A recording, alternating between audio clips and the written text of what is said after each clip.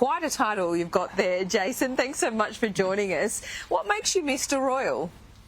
Well, I'm not sure where you got that title from, but it certainly sounds good to some extent.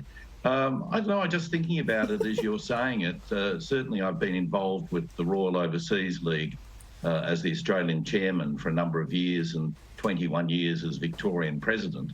But I suppose I've also been involved with the Royal Society of St George, and I'm a director of the Royal Agricultural Society of Victoria, and we'll be having the Melbourne show starting on the 22nd of September, which is the public holiday in Australia, and going through till the 2nd of October.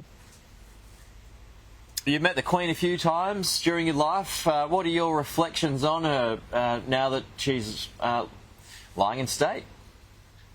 Well, I think that, we're all very sad, there's no doubt about that, and there's been some marvellous things said by people that have been interviewed around the globe, but particularly in the UK and in Australia, that it sort of was so sudden that one moment she's seeing in her new Prime Minister, and the next moment we hear that she's died. And so it does cause for reflection and to look back on the many good things that the Queen did for us in Australia.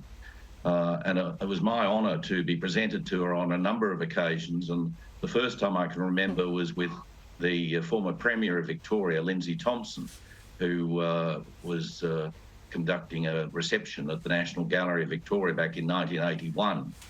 And I was standing there, and he saw me and came over and presented me to the Queen and mentioned I had a great interest in politics. And I think Her Majesty thought I must be in Parliament, but I wasn't. And we talked about other matters. But it was a bit of fun. And then the Prime Minister... Go on, sorry. No, sorry, Jason. I was just going to talk about your expectations when you met the Queen. We've heard so many stories about, nervousness before that first meeting, but she quickly, we heard, it puts people at ease. Is that your recollection? Absolutely. I think we're all a bit in awe in those sort of situations, because even that long ago, and that photo that's up at the moment we'll talk about is 2010, but back in 1981 she was still the most famous woman in the world, and I think anybody who doesn't sort of have a few nerves or something on being presented to her would not be normal. But she immediately says something to you, puts you at ease, and is just was the most marvellous person, and is a great loss, but at the same time has done so much in 70 years that we've got so much to be grateful for.